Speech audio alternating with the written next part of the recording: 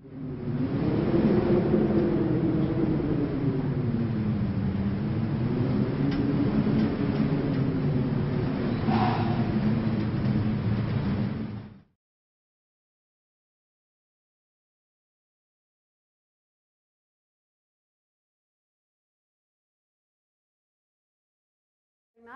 So my assignment, I was given this assignment by Jason, was to, it's a little dizzying, isn't it, to talk about why understanding the scientific enterprise matters. Why is it important that the general public, for example, or that our policymakers understand how scientists go about generating knowledge and producing peer-reviewed papers and contributing to these national and international assessments. So the key points I want to make is that Earth's climate is changing, the world is warming, and the debate on that part is really over. And you will not have, I'm sure, in the papers presented today, there will really be no discussion of whether the Earth is warming. The data are there, the data are very clear, and the scientists deal with data, not what we believe, but what is, and we let the data speak. There are a number of recent scientific assessments that highlight the role of human activity. You'll hear much more discussion about that today. And then I want to ensure, or I want to just let you know that the scientific enterprise with regard to global climate change and, of course, other endeavors as well, is robust and essential for addressing global climate change issues. And then I'll review a few climate science basics. We'll look at natural versus anthropogenic climate change. There's often much confusion about the difference between climate and weather. We need to realize that global climate change encompasses many different changes, and it is much more than what is happening with temperature, although that's what we hear about. And then it's important also to understand that both the natural and the enhanced greenhouse effect is very well understood, and that understanding rests upon multiple centuries of research. Again, that's the scientific enterprise at work, those two centuries and a little bit more, trying to understand this phenomenon of the greenhouse effect. So there have been several recent scientific reports that concur that human activities have been the dominant cause of warming on the planet since the 1950s. The first is the Intergovernmental Panel on Climate Change. This is supported by the World Meteorological Organization and the United Nations Environmental Program. And the first report was issued in 1988. And the fifth assessment was just out, 2004. And that assessment provides a clear and up-to-date view on the current state of scientific knowledge that is relevant to global climate change. And the first assessment was actually one little thin document I think it was actually published in 1990. And the fifth assessment now has 3 working groups, one looking at the physical science basis, one looking at impacts, adaptation, and vulnerability, and then the third working group assessing mitigation. And accompanying all of these now are documents they're called Summary for Policymakers. So the idea is to take the science and distill it to a level where non-scientists can capture the key points. So the fifth assessment, which was released late in 2013, and then the other working groups are just releasing their reports here in early 2014, it was a 6-year effort. It had 209 lead authors representing 39 countries. There were 50 review editors and 600 contributing authors from 32 countries. I think the most astounding thing about the IPCC is that the documents, and particularly the summary for policymakers, and the two statements that I'll show you in the next slide were signed off on or approved by 113 governments. And if you look at the dysfunction that we have in our country right now, trying to get any type of agreement on anything, the fact that this topic, global climate change, that purportedly and in reality is unfortunately quite contentious, you could have 113 governments sign off on the documents, plus what I think are the two most important statements made by the organization, and that is that the warming of the climate system is unequivocal. And since the 1950s, many of the observed changes are unprecedented over decades to millennia. And to make that statement, of course, we have to have something to compare to, and those are those long paleoclimate records that go back decades to many millennia, and I'll show you some examples. And then the second statement is that human influence has been detected in the warming of the atmosphere and the ocean, changes in the global water cycle, reduction in snow and ice, global mean sea level rise, and changes in some climate extremes. The evidence for human influence has grown since the fourth assessment. It is extremely likely that human influence has been the dominant cause of observed warming since the middle of the 20th century. And IPCC attributes a 95% confidence to the term extremely likely.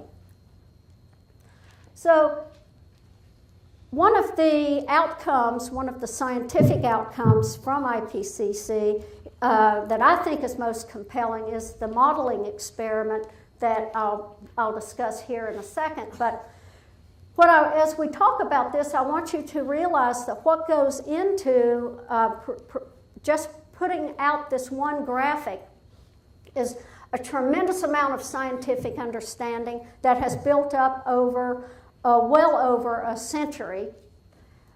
Observations globally that are in many cases somewhat short, some are longer, and very expensive, and climate modeling. So it's the nexus of understanding the system, having the observations to test our understanding, and then using models to also enhance our understanding, but more importantly, to make predictions. Because that's really what we want to know. We want to know the future.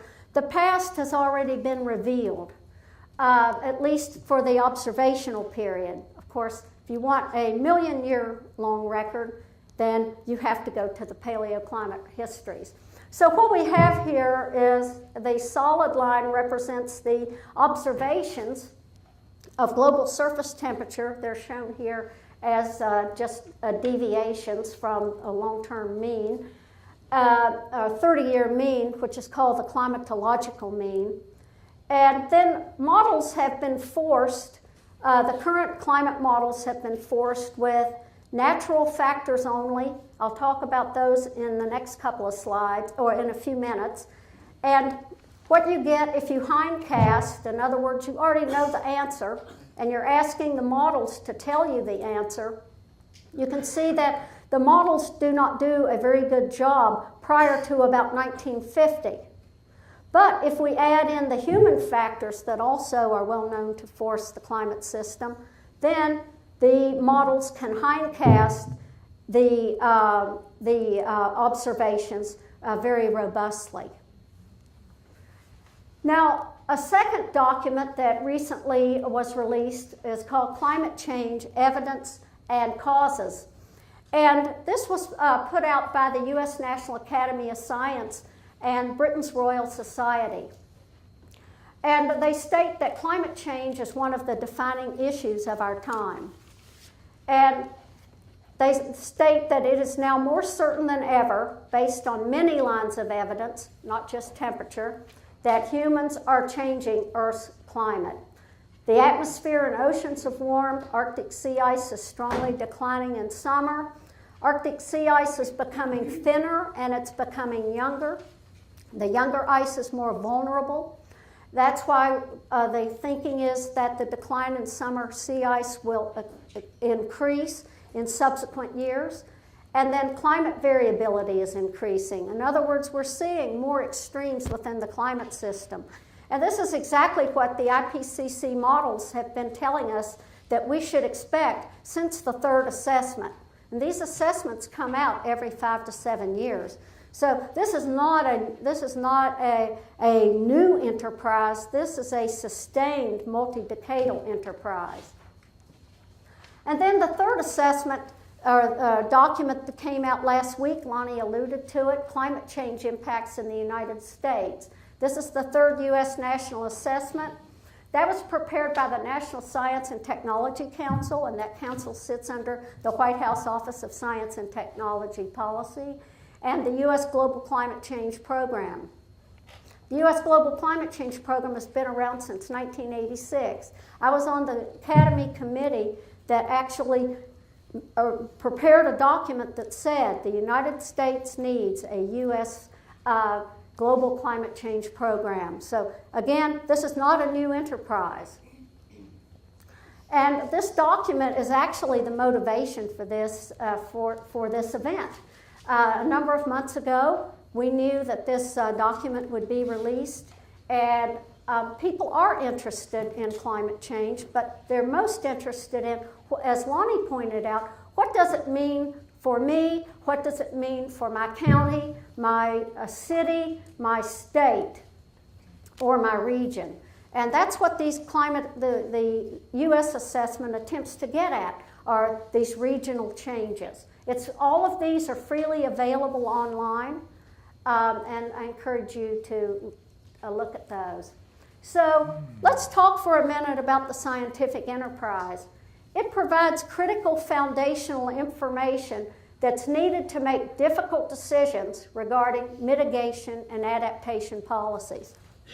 Certainly, if you're going to spend a lot of money to, we see this happen unfortunately, but it shouldn't, spend a lot of money for some type of solution, you would like to think that there has been a lot of study, a lot of due diligence, and that those decisions are made with the richest body of information that can be garnered. That is the goal of the scientific enterprise. With regard to recent global climate change, the questions like, is it happening? Is human activity important? Well, the scientific evidence tells you that the answers to both those questions is yes. But the nature of science does not always give us precise answers. We all seek precision, but precision is hard to attain. Not every single detail on any scientific issue is ever settled or completely certain or completely known. And every pertinent question has not been answered. And I would suggest that all pertinent questions haven't even been asked yet. And you rarely answer a question that you haven't been asked. So this is a long, ongoing process to understand a very complex Earth system that is forced by many mechanisms, and then in the system are numerous feedbacks that are very hard to model. They're first hard to understand. Remember, your climate model can't include something that you don't know about, and you're foolhardy if you include it and you don't understand it. You might know about it, but if you can't formulate it, you certainly don't. If you can't formulate it well and test it, you certainly wouldn't want it in your model.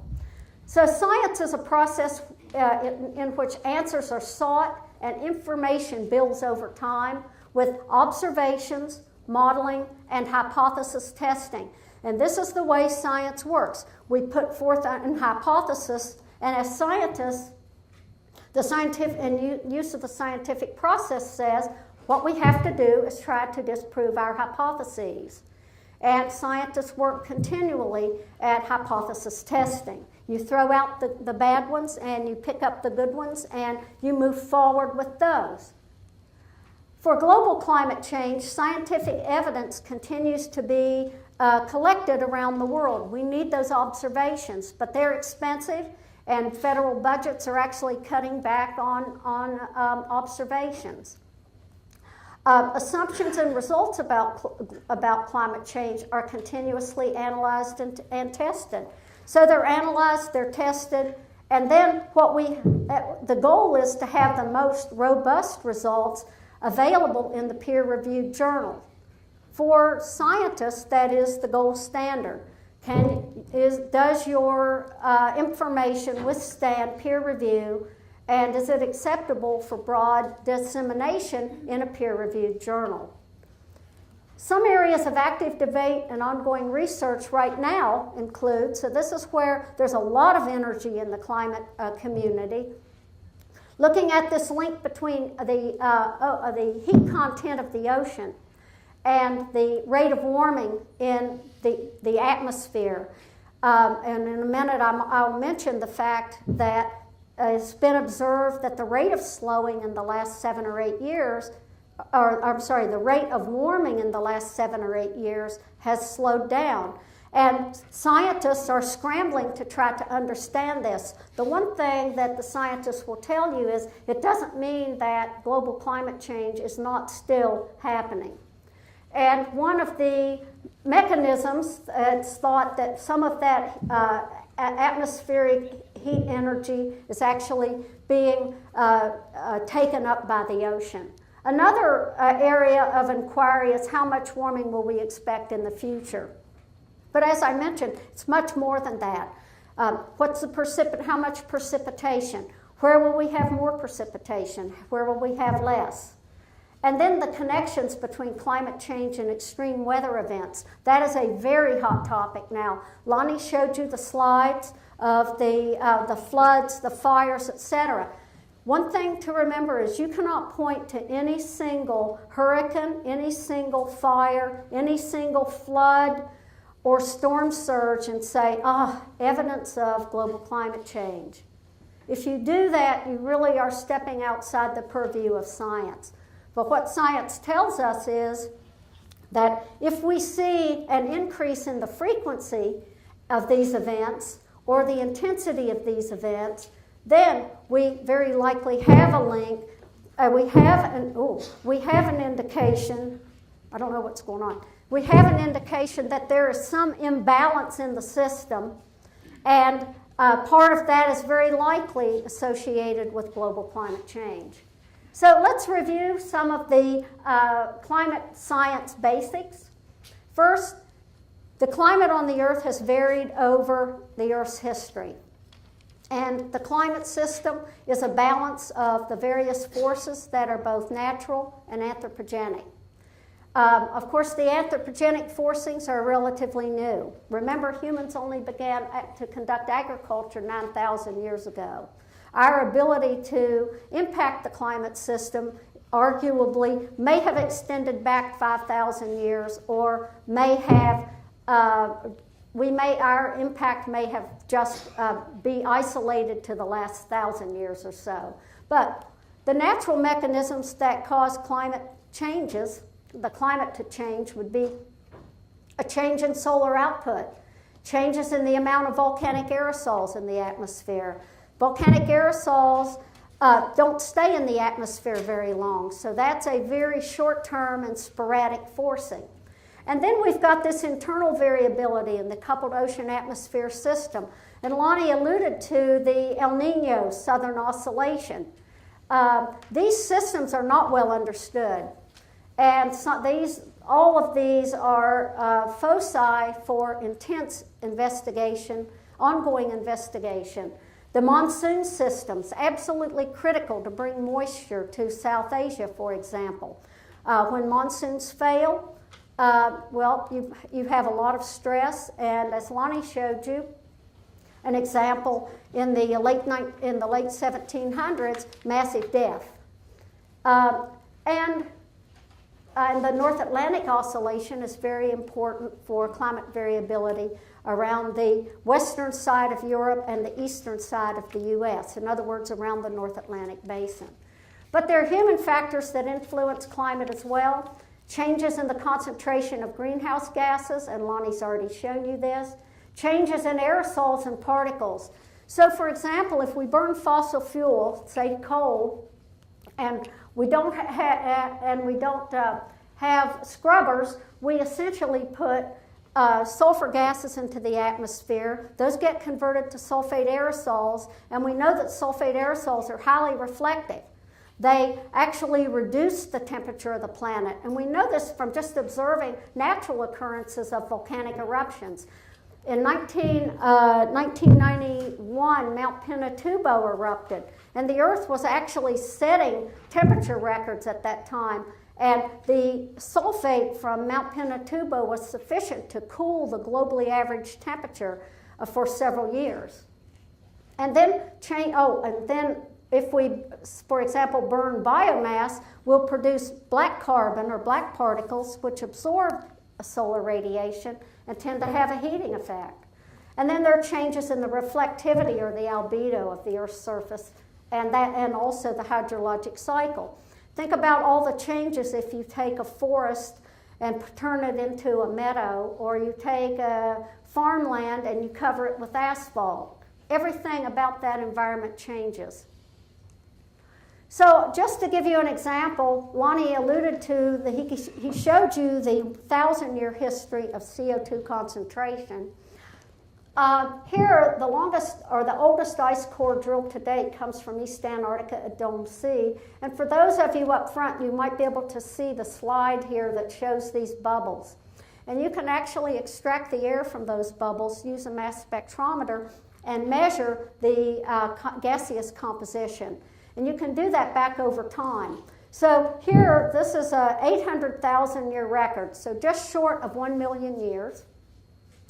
And you see the temperature. Today it's warm. We're in the warm Holocene. Here's the last glaciation. At this time, Columbus was under an ice sheet a mile thick. And you can see warm and cold cycles over the last 800,000 years. And here's the CO2 concentration. What you see is that when it's warm, CO2 is high.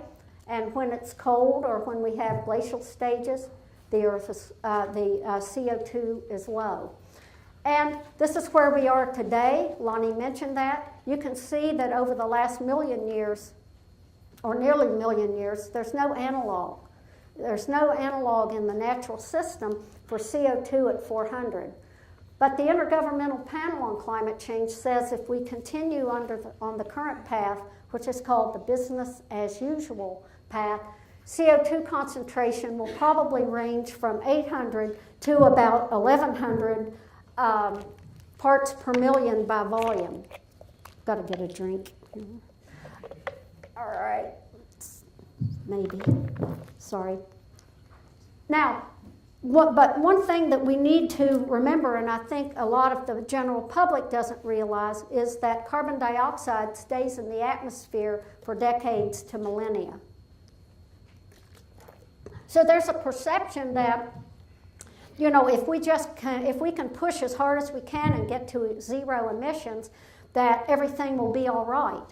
But in reality, if we could do zero emissions tomorrow, the Earth is still going to warm 0.5 degrees C warmer because there's already that much warming in the system. And since 1900, the Earth has warmed about 0.8 degrees C. And if we look at the scientific enterprise, what that tells us, here you can see the decay curve for fossil fuel CO2. So if CO2 put in today, 100 years from now, a third of that will still be in the system. And 1,000 years from now, 20% of the CO2 we emit today will still be in the system. So you can see from the climate scientist's point of view why this is a very important problem. Right now, we're kind of feeling like the problem is ahead of us, and generally, we like to be ahead of the problem. Also, we tend to forget that impacts are global because we tend to think locally, again, thinking back to B.F. Skinner. So the winter of 2010, for those of you who were here, you can see it was very cold. And I was actually in Antarctica drilling ice cores at this time, and Lonnie was in Columbus, and we talked by satellite phone, and it was usually warmer in Antarctica where I was than it was in Columbus where he was.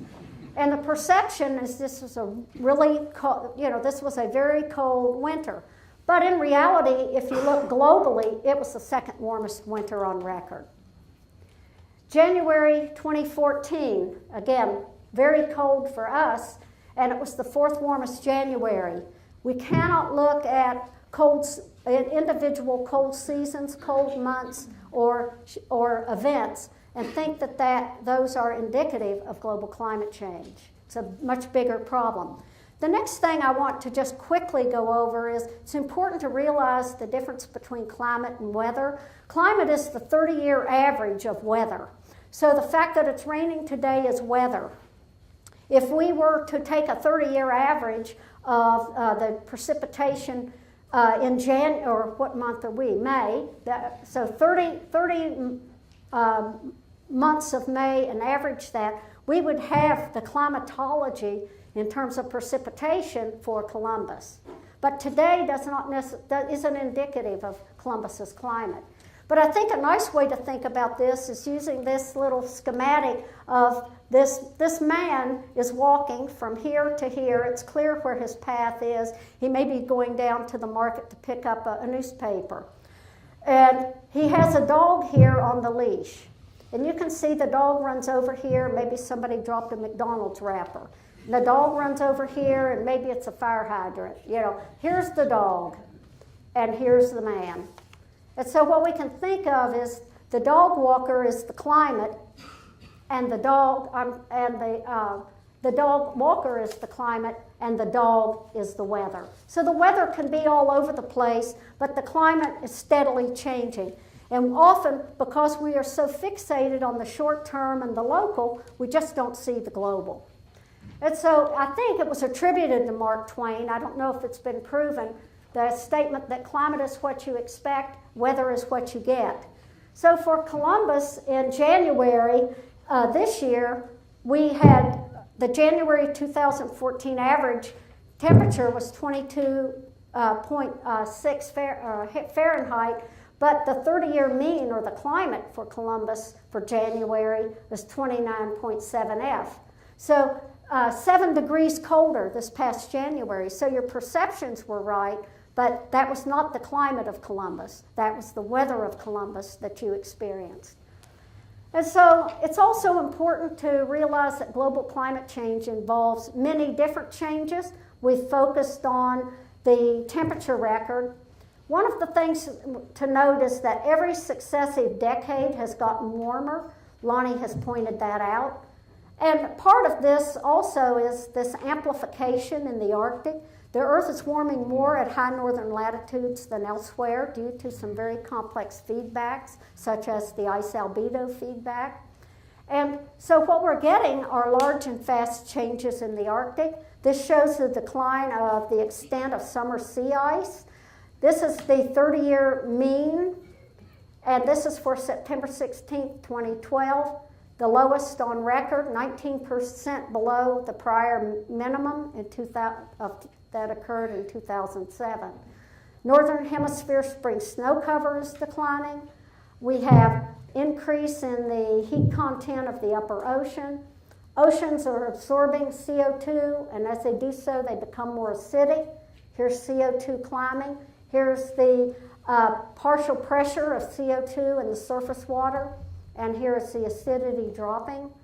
And that's not good for these marine organisms that have calcium-based shells. The gray satellite shows us ice loss from 2 polar ice sheets. Here's Greenland. Here is Antarctica, the mass loss from 2004. These are massive ice sheets. The only way you can take an assessment like this is to use satellites. One thing, you see these numbers there in gigatons of water. As a little, just an aside, it's 360 gigatons of water equivalent will raise sea level 1 millimeter. And then, of course, we've got northern hemisphere temperature land anomalies. This is the climatology, or the 30-year mean from 51 to 80, and with successive decades, the most recent full decade. And what you see, the green shows you the climatology. This shows you how things are shifting. And the take-home is more warm days, less cold days, more heat waves, and less killing frost. That doesn't mean we're not going to have cold snaps. Certainly, we're going to still have lots of climate variability. So my time is running out, and I just want to leave you with one thought coming back to the scientific enterprise, is the natural greenhouse effect is what keeps the Earth warm enough to sustain life. 14 degrees C or 57 degrees C warmer than if we did not have the atmosphere. And it's these naturally occurring gases, carbon dioxide and methane, as well as water vapor, very important greenhouse gas, that keep the temperatures moderate. But as we add more of the CO2 and the methane and nitrous oxide to the system, essentially what happens is more energy is retained in the system, and therefore the surface temperature has to rise. And I want to point out that our understanding of the role of greenhouse gases, particularly water vapor and CO2, is not new.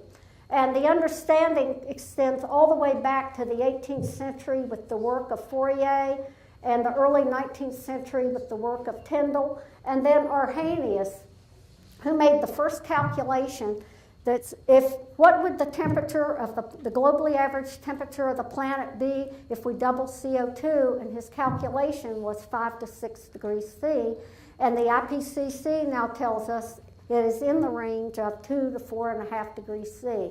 But Arrhenius, without all that knowledge that we have generated over the last 130 years, was able to make that calculation. And I'm going to skip this and skip that. I want to point out what's happening right now is not due to the sun. This is the output of the sun since 1975. And just go to my concluding remarks. Earth's climate is changing. The world is warming. The debate is over.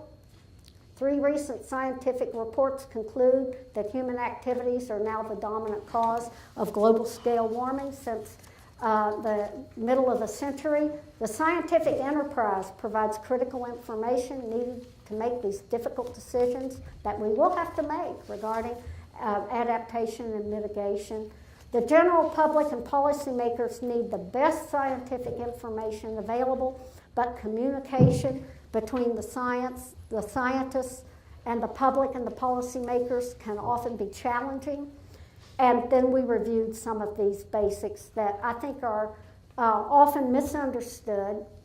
And just reiterate, for global climate change, the scientific enterprise is robust and it's essential. Thank you.